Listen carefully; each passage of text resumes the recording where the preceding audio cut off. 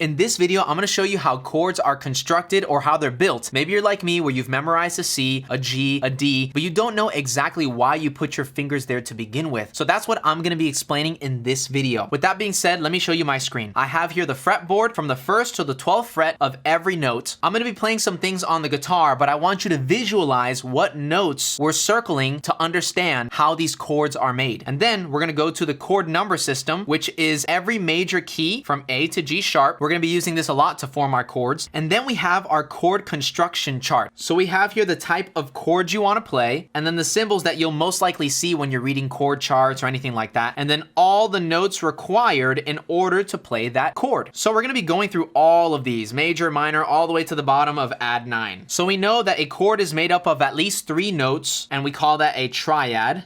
So the first triad we have on the list is a C major. So we're gonna take the 1, 3, and 5 on this chart. 1, 3, and 5. Look at that, 1, 3, and 5. That's a C, E, and G. Now for the first chord, I'm gonna show you 3 different variations of how to play C. Just cause I'm showing you one way doesn't mean that you can't play that chord another way. Let's do the first one. So the root note we wanna make sure stands out. We don't want any string to clash with it, so we're not gonna play that E string. Even though G is part of that C chord, it's gonna clash with that C, and it's no longer gonna sound like just a clean C. So we're not gonna play that G note, and we're gonna continue. So it's C, E, and G. C, E, and G. And there we go. All we gotta do is fill in the spaces with any letter that we find that's in that chord. So look, we have a C here, which is another root, and then we have the E, which is the third. So that's perfect. We have C, E, G, C, E. And that right there is a C major chord. Now I have here that it's either blank or they put an uppercase M on it, but you don't usually see that uppercase M.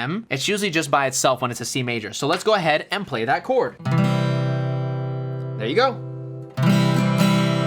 Now let's find another variation of C. This one's gonna be a bar chord. So we have C, G, C, E, G. That's everything we need to make a C chord. So we bar chord this and play the 3 notes left over with the rest of the fingers we have available. We don't play that top string, and there you go. Let's go ahead and play it. Let's do one last one for C major on the 8th fret. We have C here, G, C, E, G, C. So we bar chord this with our pointer finger, and these 3 fingers that are left over play it. So this is C, this is C, and this is C.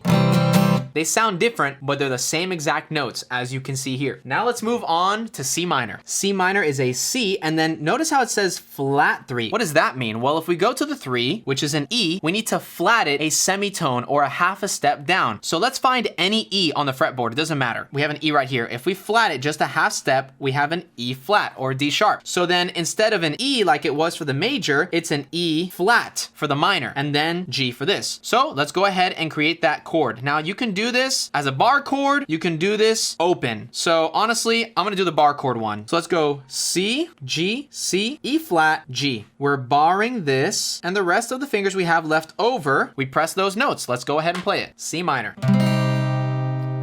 Very interesting, right? I want to explain something to you real quick before we move on. Notice how you see the 1, 3, and 5 a lot in the chord construction chart. Well, I want to show you something. The 3 is what's going to determine if a chord is happy or if it's sad. So if it's a major third, which is a 1, 3, 5, it's a happy chord. But if you want to make it a sad chord, it's a 1, flat, 3, 5. And that makes it sad. So the 3 has a lot of power. Let's move on to the next chord. Let's knock both of these out. So look, the 3 is not even in the question right now. It's a 2 and a 4. So we have a C, and then let's find the 2. What's the 2? It's a D. And what's the 4? An F. So a C, D, G, and a C, F, G. Now let's go ahead and make these 2 chords. Let's make a C sus2 first. Not gonna play that top string. C, D, which means it's open. G, open. C, perfect. And then if you wanted to, you could play that, but I don't think it's necessary, and you can just not play this string, and that would be considered a C sus2. Let's play it. And then I'm gonna go to C major, regular C.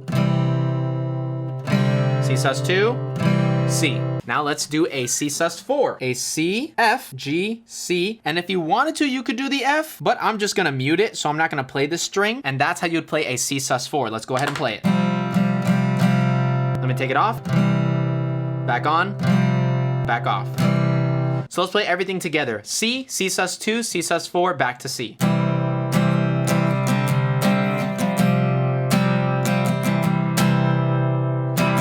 If you're getting value from this video and you're enjoying it so far, I've created a guitar course where I help beginners play like the pros. And you may be thinking that it takes a lot to become a pro or to play like the pros, but to be honest with you, it really doesn't. Some of the most famous songs out there have the simplest chords and simplest strumming patterns. It's not as hard as you think. Maybe you're someone who wants to play acoustic guitar in your church band. Maybe you just want to get a better understanding of music in general so that you can play with excellence. Maybe you just want to play some of your favorite songs, or even better, to write songs of your own. I'm actually a songwriter myself, and I just came out with my first song called I Will Follow. If you want to check it out, go ahead. That song was birthed on my guitar. So if that's something you're open to looking into, go ahead and check out guitarcoursepro.com. That's guitarcoursepro.com. All right, let's get back to the video. Let's move on to the power chord. This one, in my opinion, is really cool sounding, and it's really easy to do. And you'll find that a lot of rock bands do this because it doesn't require much. As you can see, it's just the 1 and the 5. So that's a C and a G. So that would literally just look like a C5. So if you saw a C5, it's just saying it's a C power chord. There's no third in there, which makes it to where it's not major or minor. It's not happy or sad. It can actually work in both a major or minor key. So let's go ahead and find one. With power chords, you're muting a lot of strings. You're only playing those 2 notes. So it'll go C, G, and then if you want to, you can add that C in there. And there's nothing else really available for us to press over here. So that's why we mute it. And we don't play these strings at all. So you're only playing these 3 strings. Some only play just these 2 strings. You can if you want, but I feel like this C right here kind of just makes it more full. So let's go ahead and do it.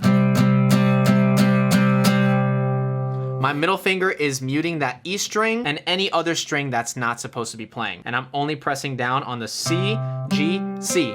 And then you can just literally do that for any chord. D, E, F, C. It's really cool. Very much for rock songs and stuff like that. Now let's create a C diminished, which is a C. Remember, a regular C is just a C, E, and G. And so we need to flat that 3, which would make it an E flat and a G flat. Let's go ahead and find a C diminished. C, G flat, C, E flat, and there we go. So we're not gonna play that top string and we're not gonna play the bottom string. Let's play it. Here we go. C diminished. Let's now create a C augmented chord. So we have here a 1, which is a C, 3, which is an E, and a sharp 5. So let's see, what is sharp of a G? In this direction, a G sharp or an A flat. So it honestly doesn't matter what you put, whatever helps you memorize where to put your fingers. Let's find that chord. We're not gonna play that top string. We have a C, E, G sharp, C, E. And that right there is a C augmented. All right, this one's gonna be a little tricky. Not that pretty, but that's how you play a C augmented. Let's find the next one. Now we're starting to get into the more complicated chords. So a C major 6. All that would look like, guys, is a C6. C, E, G, and then what is the 6 in the A? So we have the 1, 3, 5, and then it's saying a 6. So we have an A. So we add an A to that. C, E. We have an A here. We have a G here. So this is gonna be interesting. So this is where we would actually take out a note of the chord that isn't gonna make it not sound like it, but that isn't necessarily needed. So for example, in order for it to be a major 6, we need that 3 in there and we need the 6 in there. So what we can do is we can take out the 5 and we call that implying the 5. It's implied, but it's not there. All we have to do really is press C, E, which is the 3rd, A, which is the 6th. Oh, I missed one. Duh, C right here. So instead of that G, sorry, so scratch that G. We don't have to play that G. We can just play this C right here. And that's how you would play a C6. And this is how you would play it. Let's do a C minor 6. E flat, because we're flatting that 3rd, G, and A. So let's go ahead and just flat that E and make that chord again. So we're gonna take this E right here, erase it, and go down a semitone or a half step. And it would be written like this. C minor 6. There you go. Let's do a C major 7 now. C, E, G, and then what's the 7? That's a B, because it's the 7. So we're gonna go ahead and put the B there, and we would write that as a C major 7. We're gonna take out that E, a C, E, G, and a B, and E. So there you go. All you have to press is 2 fingers right here. Let's go ahead and play it.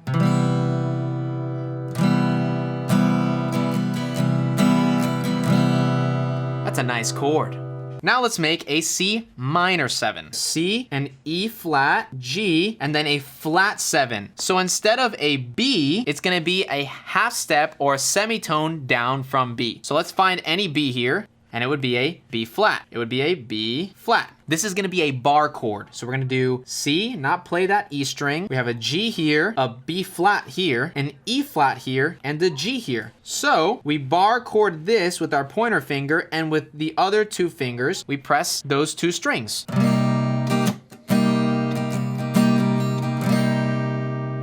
Really nice chord. Bring it down a little bit.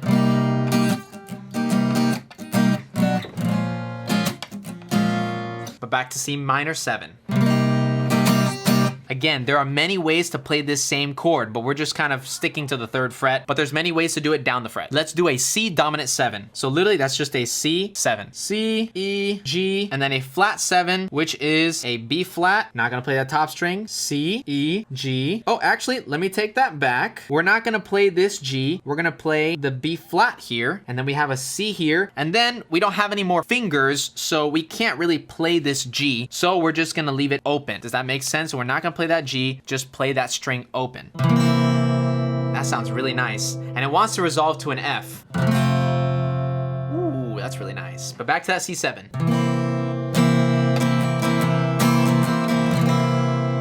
Okay, let's go to a C9, not a C add 9, just a C9. We have here a C, E, G, B, flat, right? And then a 9. You're wondering, where is that 9 coming from? Because there's only 7 notes in this scale. Well, all it's doing is it's basically repeating the scale all over again. So this is 1, 2, 3, 4, 5, 6, 7, 8, 9. So then it's a D. Now let's go ahead and create a C9 chord. Now here's the thing. We have 1, 2, 3, 4, 5 notes, but we only have 4 fingers. We can use the thumb, but it's not gonna really apply to this chord because the root note is C, because we're not playing that top string. So we have to take a note out, or hopefully there's a string that's available to be able to play a string where we can't use our finger and just let it ring open. But if that doesn't exist, then what we do is we imply the 5th, meaning we don't play the 5th note, but it's implied, because what makes it a C9 is the 1, the 3, the flat 7, and the 9. So let's put that chord together. C, E, we have G here. Where is there B flat? So we have a B flat here, a D here. So we won't play this G, and we only have 4 fingers to work with, so we can't press this G. And yeah, that actually works great. So instead of circling that G, we can just play an open E. So this would be considered a C9. Let's go ahead and play it.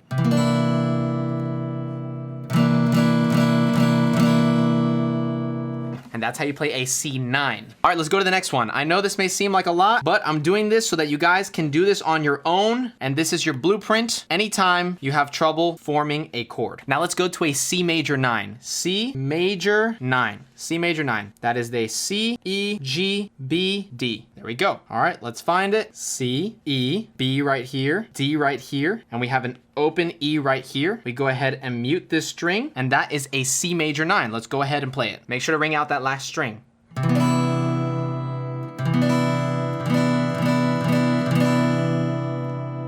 And there you have a C major 9. Let's go on to the next chord. C minor 9, C, E flat, G, B flat, D. So that is a C minor 9. We have a C, E flat. Oh, that's gonna be an interesting stretch for my fingers. We have a B flat here, a D, and then we don't have enough fingers, so we can't play that G, which means we're gonna have to mute this E string and mute the top E string as we've been doing for this entire key. And let's go ahead and play it. This is a C minor 9.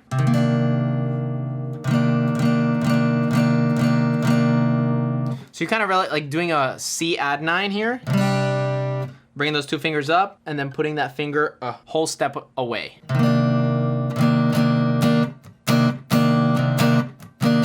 There you go. All right, we're almost done, guys. We're almost done. I know, it's been a marathon. Now we're gonna do a C6, 9. C, E, G. What's the 6? A. So A and D. Let's find it. Here we go. We have a C here, an E here, an A here, a D here, and then we have an E here. That's an interesting chord. I don't know how we're gonna do that, but let's try to figure it out. Mind you, I don't play any of these chords really, but I'm just showing you how to form them. That is a C6, 9. And last, but not least, C, add 9. Not to be confused with C9. It's C add 9. Because when you do C9, you're inferring that 6. When there's no 6 in this chord, as you can see right here, we've got a C, an E, a G, nothing there, and just a D. And we call that a C add 9. Let's put it together. All right, here we go. No top string, C, E, look at that, D, G. And this is also a G, so that works out perfect. And that, my friends, is a C add 9. This is the C that I play the most after the regular first C major that we started with. Literally the first C and the last C that I'm showing you is the C I play the most, and that's this right here. Really pretty chord. To the G.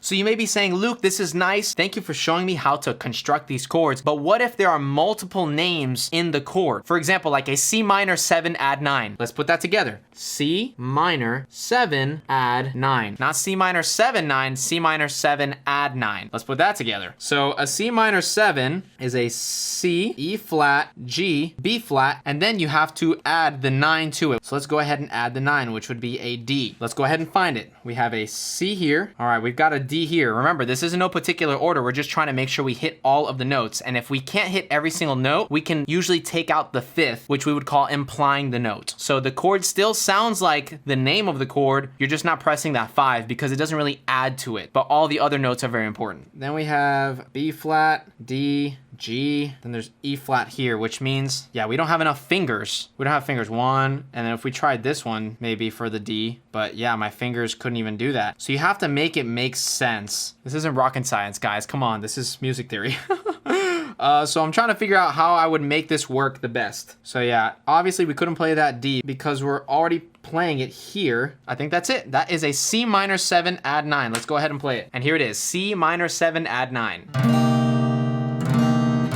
Very interesting chord. I rarely use any of these chords. Let's do one more makeshift one that you might see, and then we'll end the video. Now, I don't have this on here, but hopefully you can understand the concept. What if we did a C7 flat 13? A C7 chord with a flat 13 added onto it. Notice how it's just whatever the chord says, that's literally what you're making it out to be. Does that make sense? Like the very name of it is telling you where to put your fingers. So 13, let's first calculate that, because if we know that 9 is D, because it's just going back over again, we're gonna go 1, 2, 3, 4, 5, 6, 7, 8, 9, 10, 11, 12, 13. So that's an A, and so if it's an A, then it would be a flat. So then putting that together with everything, a C7 is a C, E, G, B flat, plus that flat 13, that would be an A flat. This is gonna be an interesting chord. All right, we've got C, G, B flat, E, and A flat. That's it. That's a C7 flat 13. Let's go ahead and try and play it. This is interesting. We're gonna obviously have to bar this with one finger so that we can make all the other fingers stretch. I am playing that right. That is a C7 flat 13. All right, hopefully that was enough for you to understand how to build chords. That must have been a pretty tedious video for you, but hopefully this helped you because I wish someone did this with me. I remember for the longest time, I had no clue what people were saying, and it was just too much. I didn't get it. But looking at the chord number system, looking at the chord construction chart, looking at all of the notes on the fretboard helped me visualize why I put my fingers where I put my fingers. So hopefully this helped you, and I cannot wait to see you in the next video. Peace.